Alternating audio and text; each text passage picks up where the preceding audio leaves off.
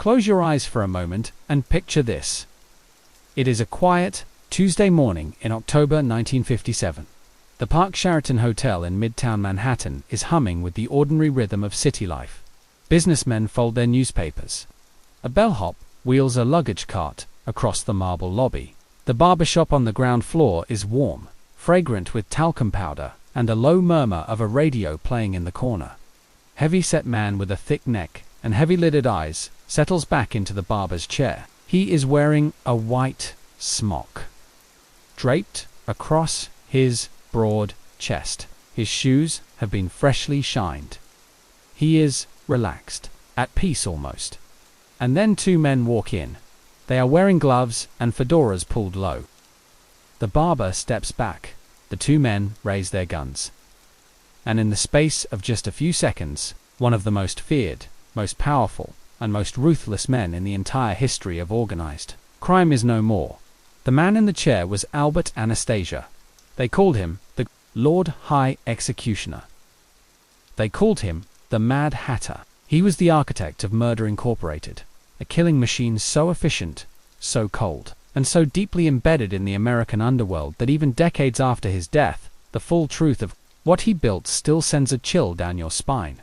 But here is the thing about Albert Anastasia that most people miss. He was not simply a brutal killer, though God knows he was that. He was a strategist, a climber, a man who understood power the way a chess grandmaster understands the board. He clawed his way from the docks of Brooklyn to the absolute summit of the American mob, and he ruled with a ferocity that made the most hardened criminals in the country hold their breath when his name was mentioned. How did a poor immigrant boy from southern Italy become the most feared executioner in organized crime history? How did he build a murder machine that took contracts like a business? And who, in the end, was powerful enough or desperate enough to put 2 bullets in his head while he sat in a barber's chair? Stay with me, because this story is one of the darkest, most extraordinary rides in the history of crime. Asterisk. Before we go any deeper into this story, drop a comment below and tell me where in the world you are watching from, and what time it is where you are, whether it is midnight in Lagos, morning in London, or a quiet afternoon in New York. I want to know. Every single one of you watching from different corners of this world makes this community something truly special. Now, let us begin. Asterisk. There is a small coastal town in the very toe of Italy's boot, a place called Tropea that clings to dramatic limestone cliffs above the Tyrrhenian Sea. It is beautiful in the way that only places carved by centuries of hardship can be beautiful. The sea is impossibly blue. The streets are narrow and sun-bleached, and in the late 1800s and early 1900s, it was also desperately, unrelentingly poor. It was here, in September of 1902, that Umberto Anastasia was born. He was the 4th of 9 children. His father was a laborer. The family ate what they could. They wore what they had. The children of Tropea did not grow up dreaming of leisure. They grew up understanding, in the marrow of their bones, that survival was not guaranteed. The Italy of that era was in the grip of a particular kind of despair. The South, the Mezzogiorno, had been left behind by the industrial North, choked by taxation, starved of investment, and riddled with the ancient feudal structures that kept poor families poor and powerful families untouchable. For millions of young men, like Umberto Anastasia, there was one dream, and one dream only: America. He was 14 years old when he made the crossing. 14. A boy with calloused hands, a quick temper, and almost no money in his pocket. He arrived in New York City and found himself deposited into the teeming, chaotic, beautiful madness of the immigrant waterfront, the Brooklyn docks, the Red Hook neighborhood, a world of men who smelled of salt and sweat and ambition and hunger.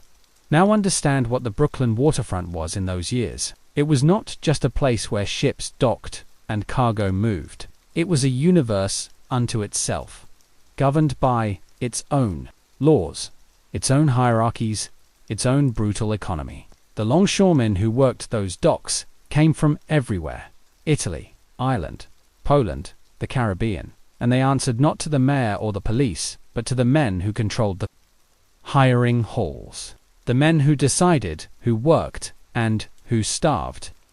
Violence was not exceptional on the docks. Violence was the language of authority.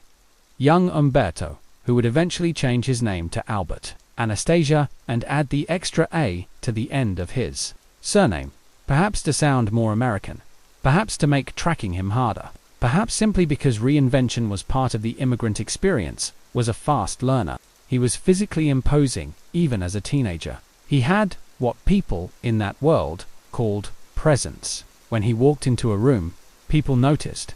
When he spoke, people listened. Not because he was particularly eloquent or charming in the traditional sense, but because there was something in his eyes that communicated a very simple and very ancient truth. This is a man who will do what needs to be done. He found work on the docks. He found community among the Italian immigrant laborers who clustered in Brooklyn. And he found, very quickly, that the underworld was already beginning to take shape around him.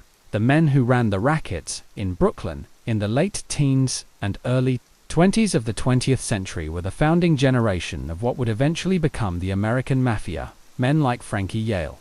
Men with connections back to the old country's criminal traditions. Men who understood that, in America, the opportunities for organized criminal enterprise were almost limitless. Anastasia was drawn to this world the way a flame draws a moth. Except, in his case, the flame didn't burn him. He became the fire. His first serious brush with the law came in 1920, when he was just 18 years old. He and 3 other men were arrested for the murder of a fellow longshoreman named George Terhoff. The details of the killing were grim and straightforward. A dispute on the docks, an argument that escalated, and a man left dead. Anastasia was tried, convicted, and sentenced to death. He sat on death row at Sing Sing prison and waited. Most men in that position break. The weight of a death sentence, the knowledge that the state intends to end your life, has a way of dissolving the hardest of personalities into something trembling and hollow. Albert Anastasia did not break. By every account, he sat in his cell with a strange, unnerving calm, as if death was simply another obstacle to be managed. And then something remarkable happened. 4 of the key witnesses in the case recanted their testimony. Just like that. Their stories changed. Their memories became unreliable. Anastasia was granted a retrial, and when the new trial came, those witnesses were gone, disappeared, unable to be found. The case collapsed. Albert Anastasia walked out of Sing Sing, a free man. He was 18 years old.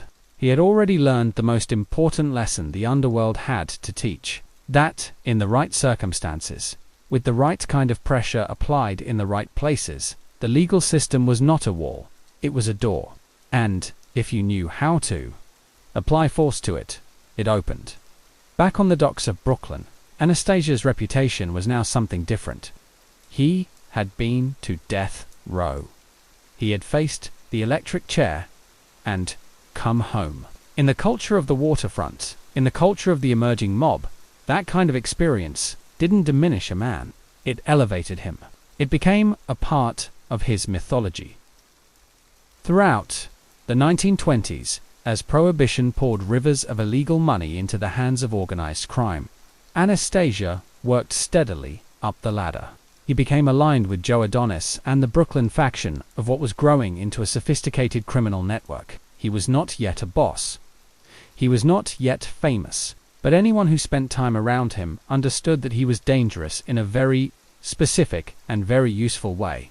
He didn't hesitate in a world full of men who could talk about violence, who could threaten and bluster and posture. Albert Anastasia was one of the rare few who could look at a situation, make a cold calculation, and act.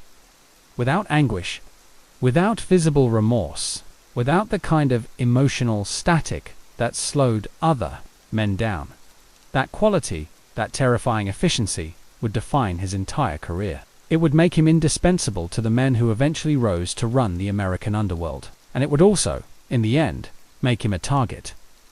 But in the 1920s, that end was still far away. For now, Anastasia was simply a young man on the make, building his reputation, building his alliances, and waiting for the moment when history would give him his opening. That moment was coming, and when it came, it would reshape the entire structure of organized crime in America. To understand what Albert Anastasia became, you need to understand the world he was operating in as the 1920s turned into the 1930s. Because what happened during those years was not simply a gangster turf war.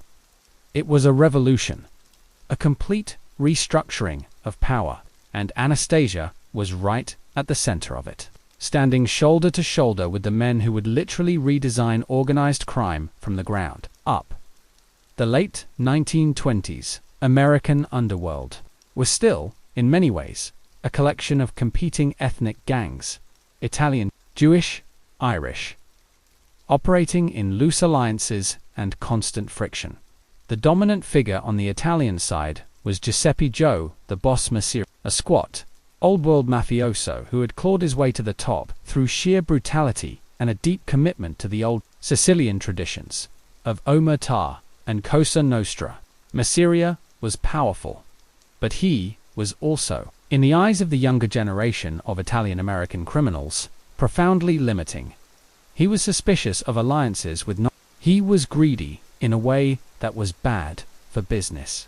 He was, in the language of the street, yesterday, challenging Masiria for dominance was Salvatore Maranzano, a Sicilian-born crime lord with aristocratic pretensions and genuine organizational intelligence who had built a powerful faction among Sicilian immigrants from the town of Castellammare del Golfo. The war between these two men, the Castellamare War, erupted in 1930 and lasted nearly 2 years, leaving bodies scattered across New York City and sending shockwaves through the entire national underworld. Anastasia was Masiria's man. Nominally, he was aligned with the Brooklyn faction loyal to Joe the Boss, but Anastasia was also close to two men who were thinking several moves further ahead than either Masiria or Maranzano: Charles Lucky Luciano and Meyer Lansky. These two men, one Italian, one Jewish, had a vision that was genuinely radical for its time. They wanted to end the ethnic compartmentalization of American crime. They wanted to build a national syndicate, a business, essentially, that transcended old country loyalties and operated on pure profit logic. They wanted to kill the bosses, end the war, and build something new. Lucky Luciano was the mastermind. Meyer Lansky was the mathematician.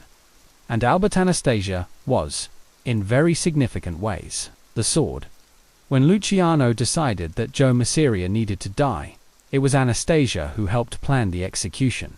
On April 10th, 1931, Masiria was lured to a restaurant in Coney Island called Nuva Villa Tomorrow. He and Luciano had lunch together, and then, at a certain point, Luciano excused himself to use the restroom. Minutes later, 4 gunmen entered the restaurant and shot Joe Masiria dead where he sat.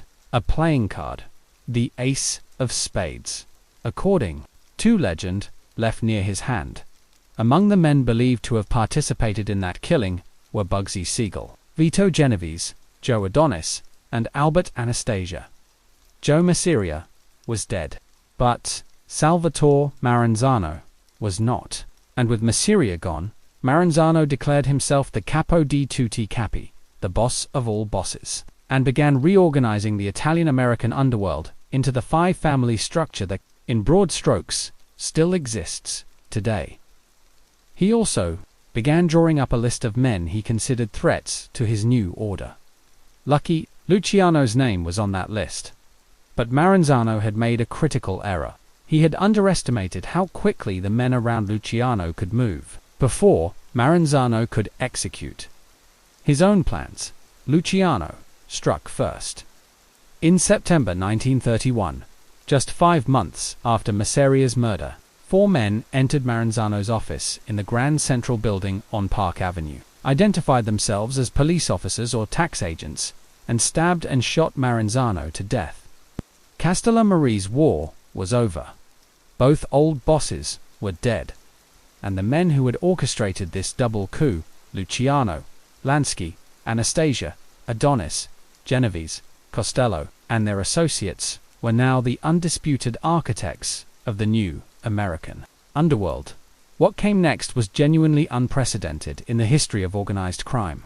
Luciano and his partners sat down together and built a structure. The Commission, a governing body for the major Italian-American crime families, was established to adjudicate disputes, oversee major operations, and prevent the kind of catastrophic internecine warfare that had defined the previous decade. The 5 families of New York were formalized. Territories were divided. Rules were established.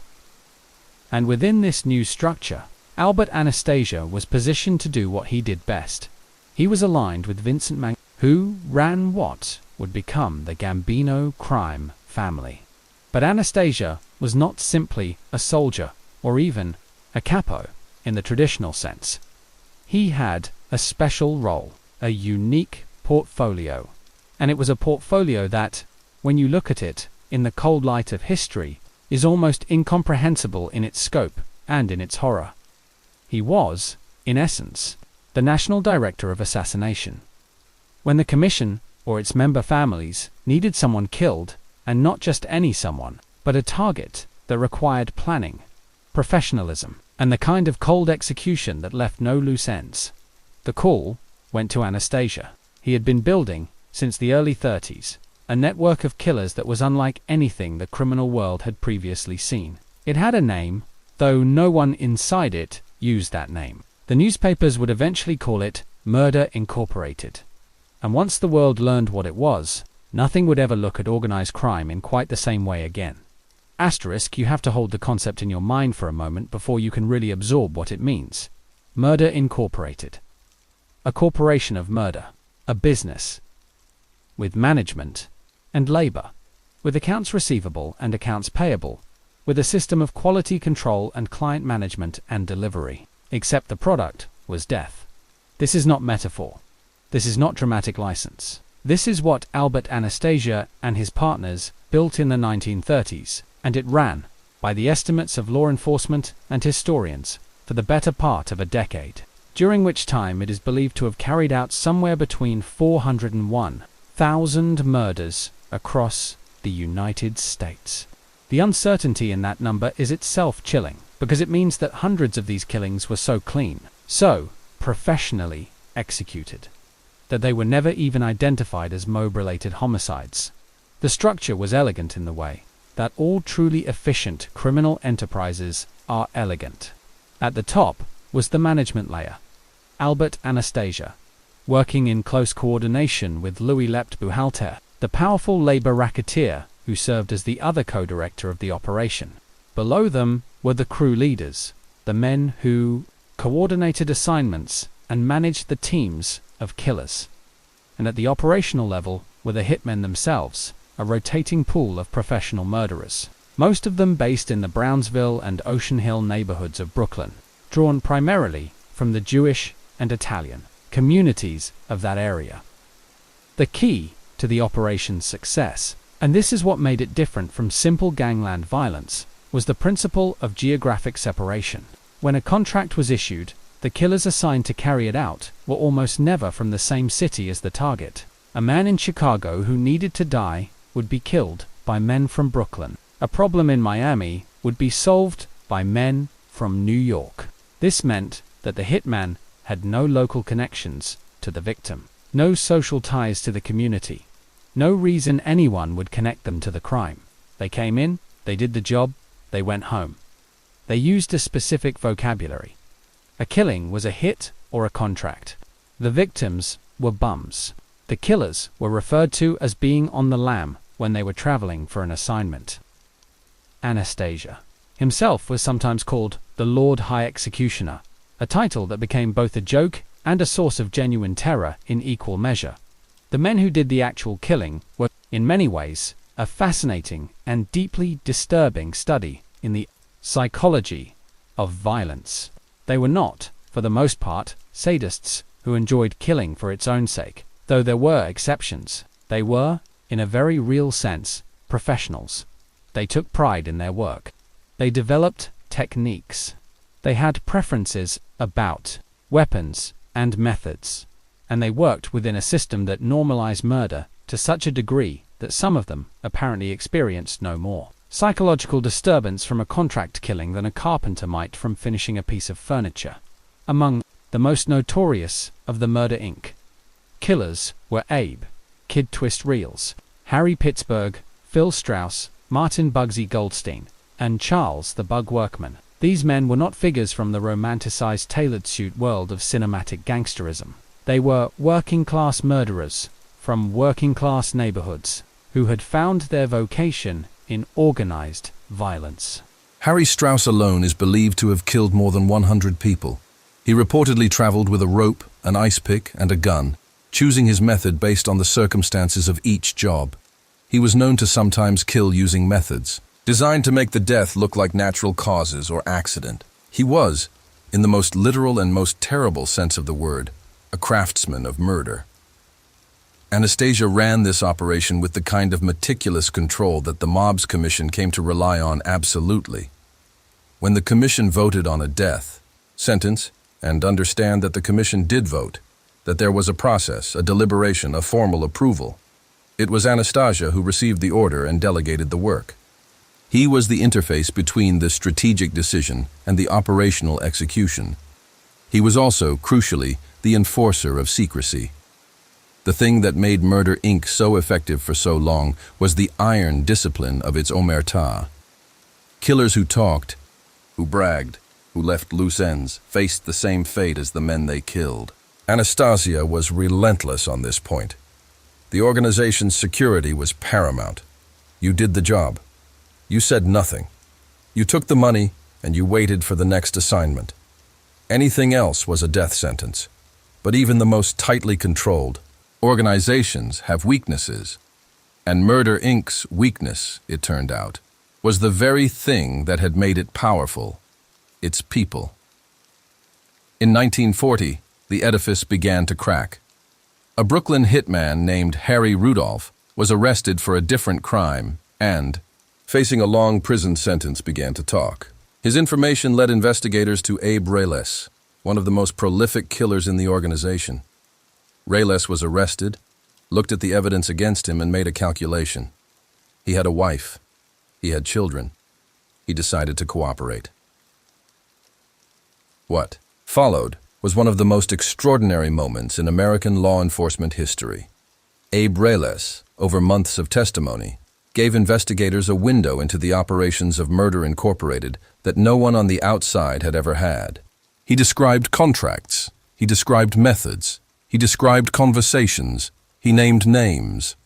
And among the names he kept coming back to, the name that sat above everything else like the apex of a dark pyramid, was Albert Anastasia. For a moment, a genuine, terrifying moment, it looked like the whole structure might come down. But organized crime, at its highest levels, had something that the law did not always anticipate. Connections that ran deeper than the street, that went all the way into the institutions of government and law enforcement themselves. And those connections were about to do something that would haunt the story of Albert Anastasia for the rest of his life. Abe Reyes was being held in protective custody at the Half Moon Hotel in Coney Island under round-the-clock police guard for his own safety.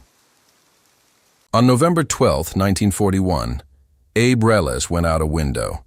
He fell 6 stories onto a hotel kitchen extension roof. He was dead on impact. The police report called it an accident. Some suggested he had been trying to escape. Others believed he had been depressed. The underworld, and virtually everyone who understood how the system actually worked, knew exactly what had happened. Somebody had gotten to the guards. Somebody with connections, somebody with money, somebody with enough juice to reach into a protected police facility and silence the one man who could send Albert Anastasia to the electric chair. It was never officially proven.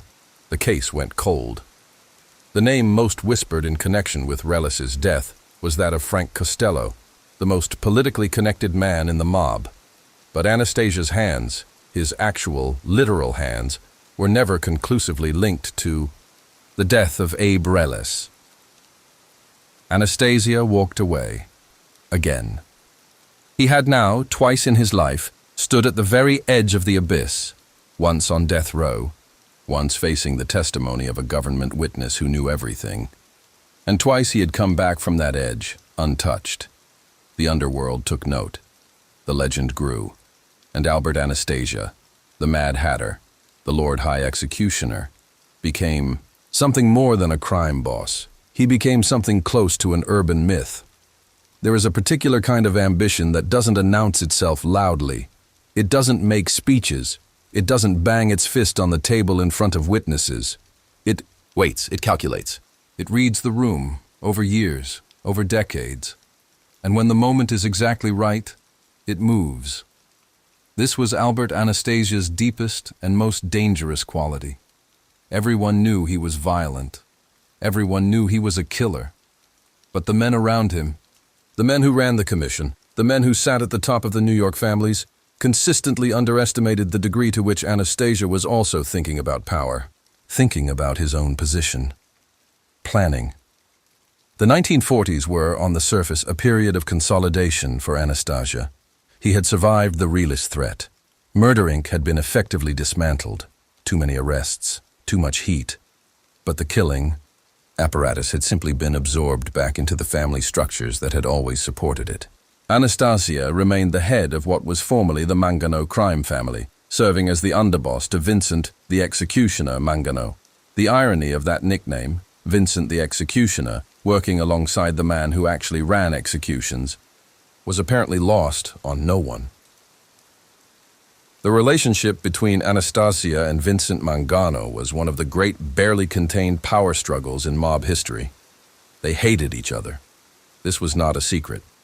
Mangano was deeply suspicious of Anastasia's independent connections, his direct relationships with Luciano, with Adonis, with Costello, relationships that ran outside Mangano's chain of command.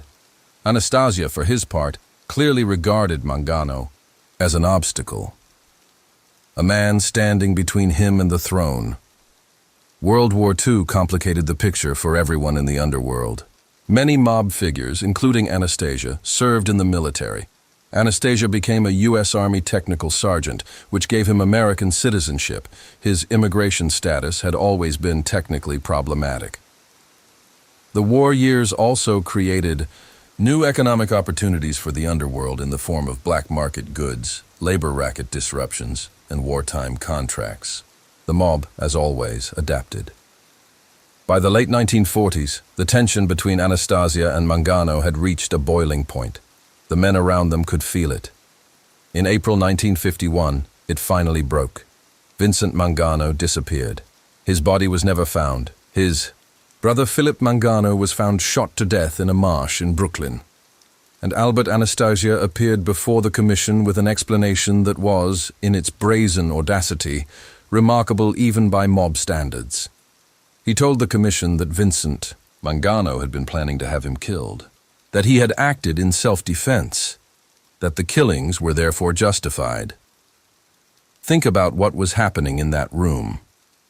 A man was standing before the governing body of organized crime, admitting that he had, functionally, killed his own boss, and arguing that it was not only justified, but logical. The commission sat with this. They discussed it. They deliberated, and then they approved it. They recognized Albert Anastasia as the new boss of the family that would, decades later, be renamed the Gambino family, after the man who would succeed Anastasia and who, at this point in the story, was still just a subordinate. Carlo Gambino, quiet and patient and watching everything. Anastasia was now, officially, a boss, one of the most powerful men in American organized crime. He had the Brooklyn waterfront locked down through the International Longshoremen's Association, a union he and his associates had effectively captured and turned into a revenue stream of extraordinary proportions. He had connections across the country, relationships with mob figures in every major city. He had the respect, or at the very least, the fear, of every important figure in the underworld. And he had, at his side, a man who would become his closest ally and most important patron, Frank Costello. Costello was the prime minister of the underworld. a phrase that captured both his power and his method. He didn't kill people when he could bribe them. He had spent decades building a network of political and law enforcement connections that was genuinely staggering in its depth. Judges, politicians, policemen, union leaders. Costello's reach was everywhere, and his alliance with Anastasia was natural.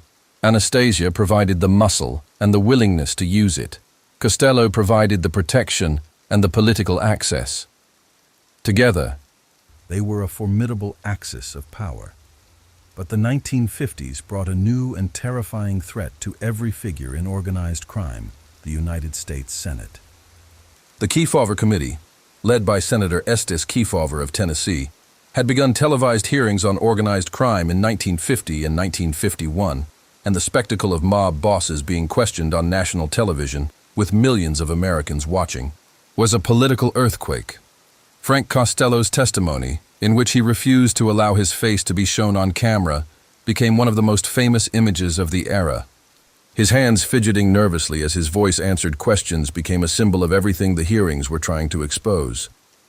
Anastasia was called before the committee as well. He refused to testify, invoking his Fifth Amendment rights at every turn.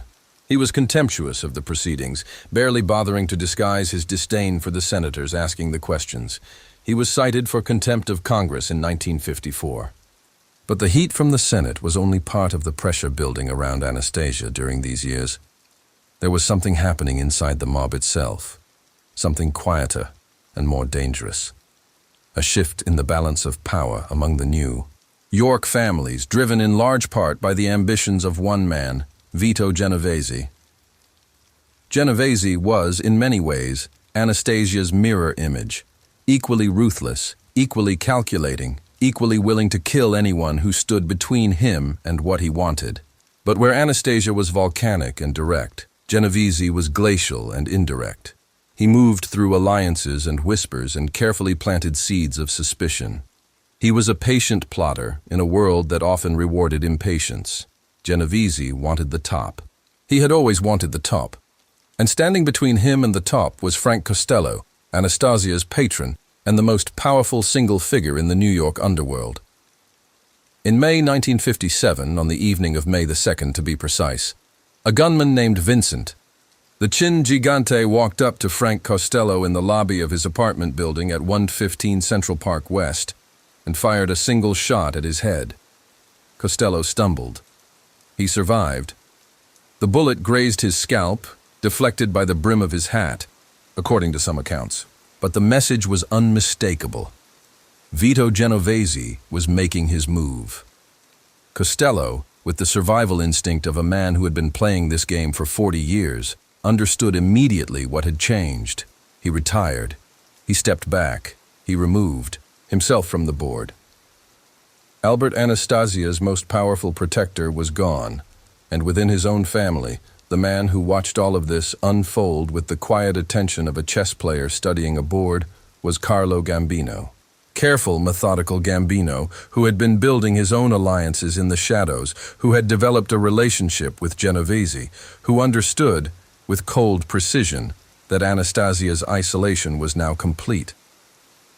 The Mad Hatter was alone, and the men around him were beginning to circle. He was still in his chair, the most feared man in the room, but the room was changing around him. The ground was shifting beneath his feet, and the very qualities that had made him so powerful, the directness, the volatility, the absolute refusal to compromise or to tolerate threats, were becoming liabilities in a world that was moving against him. In the autumn of 1957, Albert Anastasia would feel the full weight of what he had built pressing down on him. The man who had sent hundreds of men to their deaths was about to discover that there was no protection, not reputation, not power, not history, that could insulate a mob boss from the logic of the underworld he had served his whole life. Chai. Barber's chair was waiting. There is a rhythm to the life of a powerful man that outsiders rarely understand. It is not the rhythm of constant danger, of skulking through shadows and sleeping with one eye open, the way the movies would have you believe. The truly powerful in the criminal world live, or try to live, in a kind of armored normalcy. They go to the same restaurants. They use the same barbers. They have routines, and those routines are sacred not only because habit is comforting, but because regularity, paradoxically, is a form of control. It says, I am not afraid. I am not hiding. I am still here, and I dare anyone to come for me in my own ordinary life. Albert Anastasia understood this completely, and he lived by it. By the autumn of 1957, he was 55 years old. He had been in the underworld for nearly 4 decades. He had outlived death row. He had outlived witnesses. He had outlived bosses he had ordered killed and bosses who had tried to have him killed. He had survived the Senate hearings, the FBI scrutiny, the newspaper headlines that periodically painted him as the most dangerous man in America. He was still here, still standing, still the boss of one of the most powerful crime families in the country. And yet, if you had the eyes to see it clearly, the picture in that autumn of 1957 was one of a man standing on ground that was slowly, silently liquefying beneath his feet. The loss of Frank Costello as a patron and protector was not simply a personal blow, though it was that too. It was a strategic catastrophe. Costello had been the great insulator, the man whose political connections and diplomatic gifts kept the wolves at bay, who could translate a problem in the underworld into a negotiation rather than a bloodbath. Without Costello in the room, Anastasia was exposed in ways he perhaps did not fully appreciate, or perhaps appreciated all too well and simply refused to show. Inside his own family, the erosion of his authority had been proceeding quietly for some time. Carlo Gambino, patient, meticulous, lethal in the way that only truly disciplined men can be lethal, had spent years building a parallel network of relationships and loyalties that ran underneath Anastasia's official structure like tree roots under concrete. He was close to Vito Genovese. He was trusted by men who had grown uncertain about Anastasia's temperament, his impulsiveness, his tendency toward the kind of theatrical violence that created headlines when the mob's survival in the modern era depended on operating in silence. Anastasia had made enemies not only through the usual instruments of power struggles and territorial disputes, but through something arguably more dangerous. He had made enemies through what people around him perceived as a kind of uncontrollable, unpredictable hunger, a hunger for more power, more territory, more control over everything around him. There was a story, well known in mob circles, that illustrated this quality perfectly and chillingly. In 1952, a young man named Arnold Schuster had appeared on television. After helping police capture the famous bank robber Willie Sutton, Schuster had essentially recognized Sutton on a New York subway and tipped off the police. He was nobody, not a gangster, not an informant in any meaningful sense, just a citizen who had done what citizens are supposed to do. He appeared on television to talk about it. Anastasia apparently watched the broadcast and, by multiple accounts, became enraged. He is said to have told the men around him that he could not stand squealers, that anyone who went to the police deserved to die, regardless of their connection to organized crime, regardless of whether they had hurt the mob in any direct way. Within weeks, Arnold Schuster was shot dead on a street in Brooklyn. He was 24 years old. This killing shook even hardened mob figures. Not because of its violence. These were men who had ordered and witnessed violence all their lives, but because of its fundamental irrationality. Schuster had no connection to the mob. His murder served no strategic purpose whatsoever. It created enormous police pressure and public outrage for no gain. Even the men who feared Anastasia most began to whisper among themselves that the man was becoming, in the truest sense of his nickname, a Mad Hatter, someone whose judgment could no longer be relied upon, whose appetite for violence had become uncoupled from any rational calculation of benefit and risk. Even Lucky Luciano, then living in exile in Italy, reportedly expressed displeasure over the Schuster killing. When Lucky Luciano, a man who had built Murder, Inc., thought you had gone too far, you had gone very, very far indeed. The other dimension of Anastasia's deteriorating position in 1957 was one that went to the heart of how the modern mob operated money and who controlled access to it.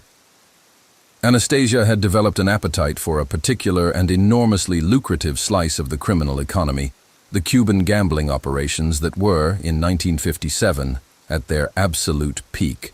Havana, under Fulgencio Batista, was an open city for American organized crime. The casinos there were generating rivers of money for the mob families that controlled them, primarily through arrangements overseen by Meyer Lansky. The Trafficante family from Tampa had a significant stake. The Lansky organization had a significant stake. And Anastasia, watching all of this money flow past him, had decided that he wanted in. He reportedly approached Santo Trafficante Jr. with a proposition that was, depending on how you look at it, either bold or simply reckless. He wanted to sell what amounted to mob franchises, essentially charging families for official blessing to operate in Cuba, cutting himself in on revenues that had already been allocated without his participation. He was, in the language of the street, trying to tax people who had not agreed to be taxed by him. This was the kind of move that, in the underworld, had a specific and terminal name. It was called overreaching. Trafficante reportedly met with Genovese to discuss what Anastasia was doing. Genovese, who had his own vision of the landscape and his own plans for reshaping it, received this information with the careful attention of a man who has been waiting for exactly this kind of opportunity. And Carlo Gambino, who had been present for all of this, who had watched and listened and waited, was having his own conversations with Genovese. The shape of what was coming was forming, quietly and inevitably, in the margins of other meetings, in the spaces between official conversations, in the way that truly consequential decisions in the underworld are always made, not loudly, not dramatically, but in whispers, in the exchange of glances, in the slow hardening of a collective decision that does not need to be formally spoken because everyone at the table already understands what has been agreed. Albert Anastasia was going to die. The decision had been made. The only question was when. The morning of October 25th, 1957 began like any other morning for Anastasia. He was living at the time in Fort Lee, New Jersey, in a home that reflected his status, substantial, comfortable, the home of a successful man. He drove into Manhattan. He arrived at the Park Sheraton Hotel on 7th Avenue, a place he was known to visit regularly for the barbershop on the ground floor. He was a man of established habits, and his fondness for this particular barbershop was one of those habits that the men who wanted him dead had noted and filed away. The Park Sheraton barbershop was a proper old-fashioned establishment, the kind of place with leather chairs and marble counters and the smell of hot towels and shaving soap and the soft sound of classical music or the radio drifting through the warm air. It was, in its way, one of the most civilized kinds of spaces that city life had to offer. A space designed for relaxation, for the temporary suspension of the outside world's tensions. Arthur Grasso, the barber, was the man who worked on Anastasia that morning. Anastasia settled into chair number 4. His bodyguard, and this is a detail that has been argued about ever since, apparently stepped away. Some accounts say he went to park the car. Some say he left to run an errand. What is not in dispute is that when the two men walked in through the barbershop entrance, Albert Anastasia was alone in the chair, unprotected, with a hot towel over his face, or his eyes closed in the particular relaxed stupor of a man accustomed to this ritual. The two gunmen were wearing gloves and had their hats pulled low. They pushed past Grasso, who dove for cover.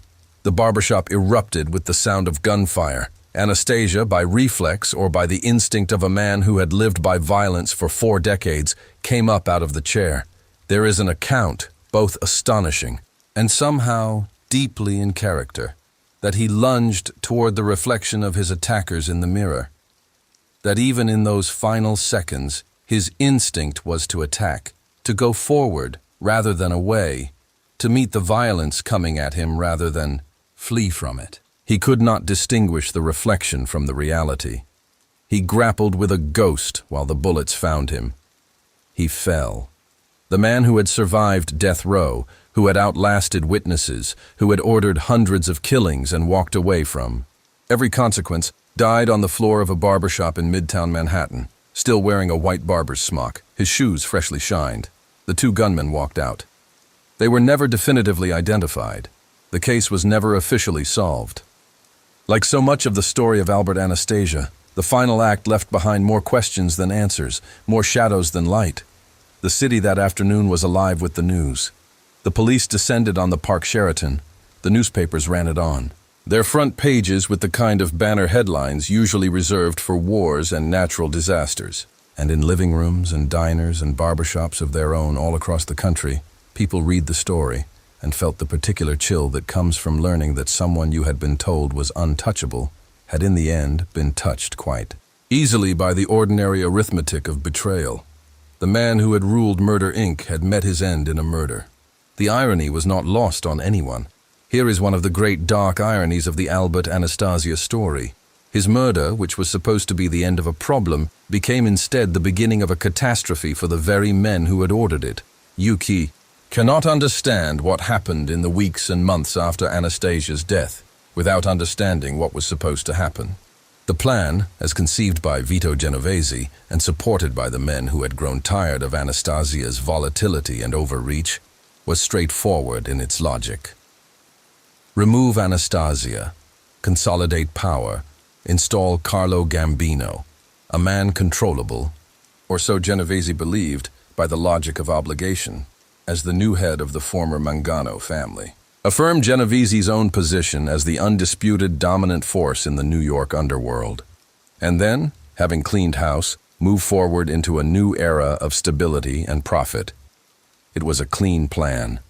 An elegant plan in the way that mob plans sometimes are when viewed from the inside. But it had a flaw, and that flaw was geography. Because Genovese, intoxicated with the scope of what he had just achieved, decided that this moment of triumph required celebration and ratification. He decided to call a meeting, not just any meeting, but the largest gathering of organized crime figures in American history. A national summit where the new order could be formally recognized, where the commission could convene, where the men who ran the American underworld from coast to coast could sit together and acknowledge what had changed. He chose a location in upstate New York, a small town called Appalachian in Tioga County, several hours north of the city. The meeting was to be held at the country estate of a local mob associate named Joseph Barbara. The date was set for November 14th, 1957, just 3 weeks after Anastasia's murder. Now, in hindsight, it is almost impossible to understand the thinking that led to this decision. 100 or more of the most wanted men in America, representing crime families from New York, Chicago, Los Angeles, New Orleans, Cleveland, Tampa, and dozens of other cities, gathered in rural upstate New York just weeks after one of the most sensational mob murders in years, at a time when law enforcement attention on the underworld was already at an elevated pitch. The sheer, breathtaking arrogance of it is almost admirable in a perverse way. These men believed so completely in their own untouchability that the idea of a state police sergeant noticing an unusual number of expensive cars on a country road and deciding to investigate simply never entered their calculations. But that is exactly what happened. Sergeant Edgar Croswell of the New York State Police had actually been watching Joseph Barbara's property for some time.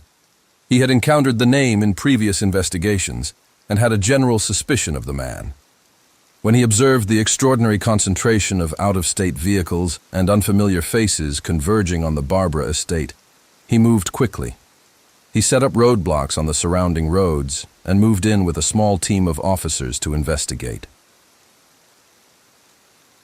What followed was, for the assembled bosses of the American underworld, an absolute disaster. Men who had spent their careers cultivating invisibility suddenly found themselves stumbling through fields and woodlands in their expensive suits and dress shoes, trying to flee from a handful of state police officers. Some of them were caught. Some ran into the woods and escaped into the night. Some drove away before the roadblocks were fully established. But 62 men were ultimately detained and identified, 62 of the most powerful organized crime figures in the country, caught in the act of gathering, unable to explain why they were all there or what they had been discussing. The names that came out of Appalachian read like a complete directory of American organized crime. Vito Genovese, Carlo Gambino, Joseph Bonanno, Joseph Profaci, Carmine, Lombardozzi, Russell Bufalino. The list went on and on. For law enforcement, it was a revelation. For years, FBI Director J. Edgar Hoover had publicly maintained that there was no such thing as a national organized crime syndicate, no mafia, no commission, just local gangs and isolated criminal enterprises. After Appalachian, that position was simply untenable. The photographs of 62 men in silk suits being loaded into state police cars told a story that no official denial could contradict. The fallout was enormous and immediate. Congressional hearings were convened. The FBI, which had been directing its resources almost entirely toward communist subversion, was forced to pivot toward organized crime in a way it had never done before. J. Edgar Hoover, humiliated by the exposure of his decades-long public denial, ordered the creation of what became the Top Hoodlum Program, a systematic national effort to gather intelligence on mob figures in every major city. The foundation was being laid for what would eventually become the RICO statutes, the legal instrument that would, in the 1980s and 1990s, finally break the back of the American mafia. All of this because Vito Genovese wanted to celebrate his triumph over Albert Anastasia with a party. For the men who had attended Appalachian, the personal consequences were severe and varied. Some faced prosecution for obstruction of justice, though many convictions were later overturned on appeal. All of them now operated under a level of law enforcement scrutiny they had never experienced before. The era of the mob conducting its business in comfortable public anonymity was over.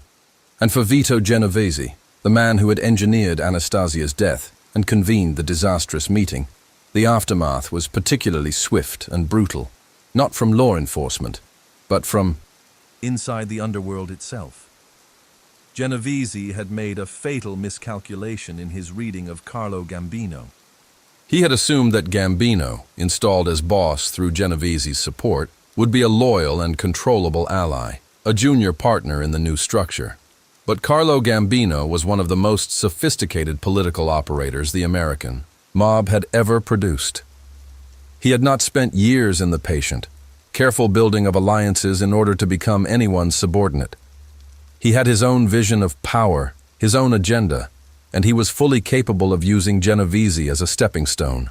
And then, when the time was right, removing the stepping stone. The method by which Gambino and his allies eventually neutralized Genovese was breathtaking in its elegant treachery. Working through intermediaries, they set up a narcotics deal that Genovese, who had been pushing deeper into the drug trade, a source of enormous profit but also of enormous legal risk, could not resist. The deal was a setup. A government informant named Nelson Cantelops was positioned at the center of the operation. When the bust came down, Genovese was named as a co-conspirator and ultimately convicted in 1959 on narcotics charges. He was sentenced to 15 years in federal prison. He never came out as a free man. He died in prison in 1969. The kingmaker had been played. The man who removed Anastasia had himself been removed by the very man whose ascension he had engineered. Carlo Gambino, quiet and patient, and seemingly mild-mannered in the way that only truly dangerous men can appear mild-mannered, was now the most powerful figure in New York organized crime. He would hold that position, undisputed, for nearly 2 decades, a tenure of stability and power that stood in absolute contrast to the volatile, dramatic reign of the man he had helped destroy. But there was one more figure in the aftermath of Anastasia's death, whose story deserves careful attention, because it illustrates something deeply important about the world Anastasia had spent his life building. Joseph Valachi was a soldier in the Genovese crime family, a man who had been in the life since the 1930s, who had witnessed decades of the underworld's operations from the inside. In 1962, in the federal penitentiary at Atlanta, Valachi became convinced, wrongly as it turned out, that Genovese had ordered him killed. In a terrible act of paranoid violence, he beat another prisoner to death, believing the man was an assassin sent for him. Facing a murder charge, with a life sentence now guaranteed on top of his existing sentence, Valachi made a decision that sent shockwaves through the entire American underworld. He decided to talk. The Valachi hearings of 1963, conducted before the Senate Permanent Subcommittee on Investigations, were a landmark moment in American history. Valachi was the first member of what he called Cosa Nostra, our thing, to publicly confirm its existence, describe its structure, name its members, and detail its operations. He talked about the 5 families. He talked about the commission. He described initiation ceremonies, the rules of omerta, the internal hierarchy, the mechanism by which contracts were issued and carried out. And he talked about Albert Anastasia. He described the world of Murder, Inc. He described how contracts worked, how killers were assigned, how the apparatus of organized assassination had functioned. The testimony was broadcast nationally. The America that had half known, half suspected the reality of organized crime now had it laid out before them in explicit, procedural detail.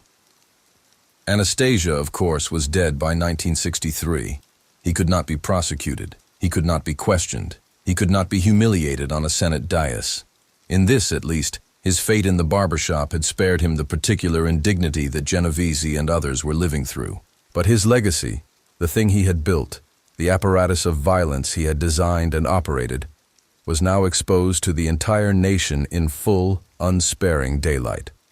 The man in the barbershop chair had gone, but the shadow he cast did not go with him. It stretched forward, long and dark, into the history of a country still reckoning with what it had allowed to be built in its own cities. Every story about a man like Albert Anastasia eventually arrives at a moment of reckoning.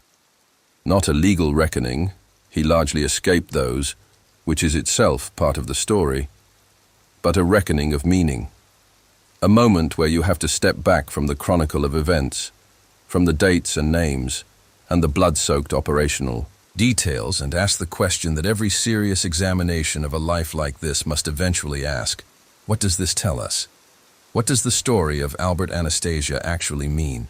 And the honest answer is complicated, because the honest answer requires holding several truths simultaneously. Truths that are individually uncomfortable and together deeply unsettling. The first truth is the one most easily stated. Albert Anastasia was one of the most prolific facilitators of murder in American history.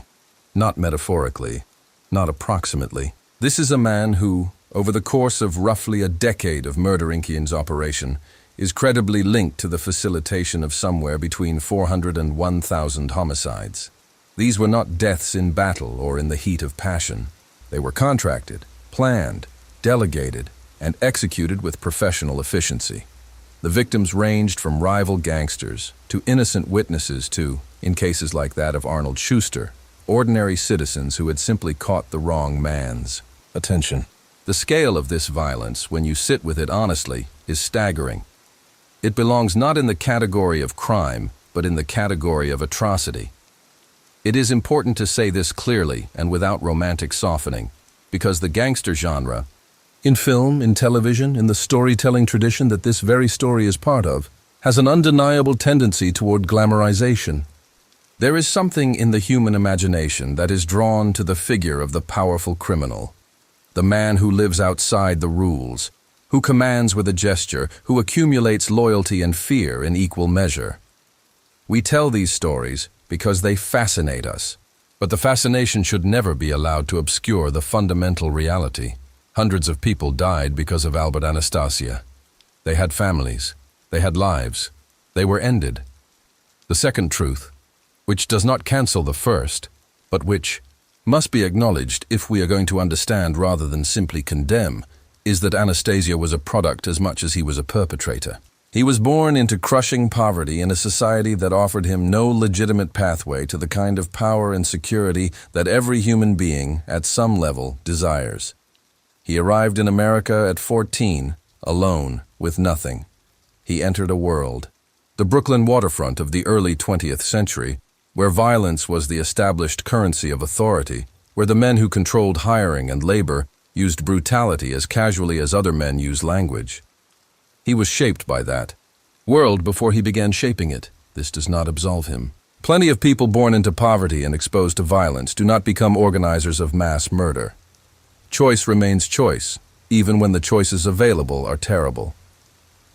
But it does complicate the simple cartoon of the evil gangster, the natural born, predator with no origin story worth examining. Anastasia's story is rooted in specific historical soil, the soil of immigration and poverty, and the particular American bargain that welcomed the labor of the desperate poor while denying them any legitimate access to the prosperity that labor created. The underworld was, in a dark and twisted sense, an alternative economy for people excluded from the legitimate one. Understanding this doesn't make it acceptable, but it makes it comprehensible, and comprehension is the beginning of learning from history rather than simply being horrified by it. The third truth is about power and its self-defeating nature. Anastasia is, in one reading, a case study in the paradox of criminal power. The qualities that made him powerful, the decisiveness, the willingness to act where others hesitated, the capacity for violence that commanded fear, were the same qualities that ultimately made him too dangerous to his own allies. He was removed not by law enforcement, not by a rival family, but by the men closest to him, the men who had worked alongside him and who decided, in the cold arithmetic of survival, that the risks he created outweighed the benefits he provided. The Mad Hatter's madness was not just a nickname, it was a diagnosis, and the underworld, which had a very practical approach to dangerous liabilities, acted on that diagnosis. The fourth truth is about legacy and its unexpected shapes. Albert Anastasia is, in one sense, directly responsible for some of the most significant law enforcement and legal developments in American history. The Kefauver hearings that his prominence helped provoke, the Appalachian disaster that exposed the mob's national structure, the Valachi hearings that followed in Appalachian's wake, the FBI's top hoodlum program, the eventual creation of the RICO statutes. All of these things connect in a chain of cause and effect to the era of organized crime that Anastasia helped build and embody. He was, paradoxically, one of the architects of his own organization's eventual destruction, not through any act of conscience or cooperation, but simply through the sheer, unavoidable visibility of the violence he practiced. When Robert Kennedy, as chief counsel of the McClellan Committee and later as Attorney General, made organized crime the central focus of his prosecutorial career, he was in part responding to the world that Anastasia had helped create. When the RICO laws were eventually used in the 1980s to prosecute the commission itself, an act of legal audacity that resulted in the conviction of the bosses of multiple New York families, the evidentiary foundation for those cases rested, in part on the paper trail and the testimony that had been built up over decades of investigation that began in the era when Anastasia was at his most powerful. The man who believed the law was simply a door to be pushed open helped inadvertently to build a much stronger door. The fifth truth, and perhaps the most quietly haunting, is about memory and the way the culture of the underworld processes its own dead.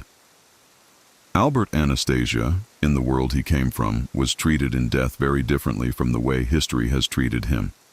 Among certain communities, he was respected. Not loved, perhaps. He was too frightening for genuine affection, but respected in the way that only power can generate respect, a respect made of equal parts admiration and terror. The man who never flinched, who came back from death row, who survived witness after witness, who seized power through audacity rather than inheritance. These were the qualities that his world valued, and it valued them regardless of the human cost. This is one of the most uncomfortable things to sit with in any honest examination of organized crime, the way the underworld's value system inverts so many of the values of the legitimate world, and the way that inversion can be seductive to people who have been failed by the legitimate world's promises. The man who defied death and accumulated power was a hero in one story and a monster in another, and both stories were happening simultaneously in the same city, sometimes in the same neighborhood. Albert Anastasia is buried in Greenwood Cemetery in Brooklyn. His grave is not far from some of the docks where he first arrived as a 14-year-old from Tropea, where he first encountered the world that would shape him into what he became. The boy who crossed the ocean looking for something, safety perhaps, or power, or simply the chance not to be poor and helpless anymore, ended up in a barbershop chair, shot by men who are still officially unidentified, buried under a stone that does not list his occupation. History, when it is honest, neither romanticizes him nor dismisses him as simply a monster. It holds him as what he was, a man formed by specific forces, who made specific choices, who built specific things, and who died as he had lived, in violence, surrounded by the consequences of a life spent in the dark places of American history. The underworld that Anastasia helped build has changed enormously since his time. The mob he knew, the old country traditions, the barbershops and the whispered meetings, the era when the commission made decisions that shaped cities, has been systematically dismantled by law enforcement, fractured by internal betrayals, diminished by the rising power of other criminal organizations, and eroded by time. The world he belonged to no longer exists in the form he knew it. But the questions his story raises have not gone away. Questions about poverty and exclusion and the pathways that societies create, or fail to create, for the people they import to build their cities and work their docks and fuel their growth. Questions about violence and power and the seductive clarity of a world where problems are solved directly and loyalty is absolute, even if that clarity comes at an almost incomprehensible human cost.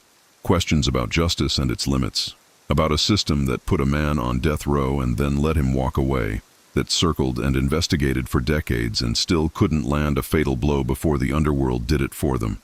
Albert, the Mad Hatter, Anastasia lived by the sword, in the most literal sense that phrase has ever been used. He died by it, in a barbershop on 7th Avenue, on a Tuesday morning in October 1957, in the middle of an ordinary day, in the middle of an extraordinary life. The chair is empty now. The room has gone quiet, but the story never really ends. History does not forget men like Albert Anastasia. It cannot afford to.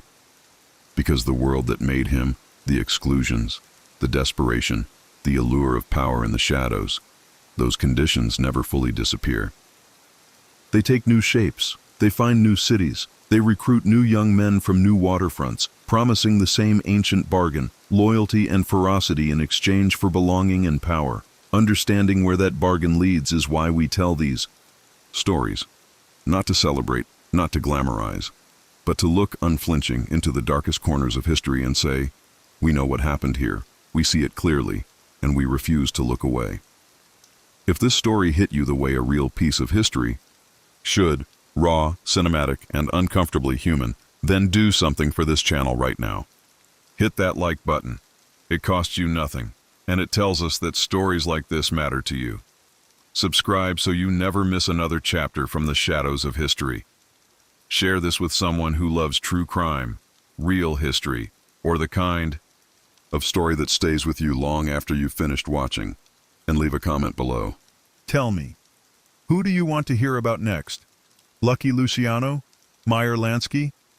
The rise of the Gambino family under Carlo Gambino himself? The stories are waiting. The shadows are deep. And we are just getting started. From wherever in the world you Are watching this, thank you for being here.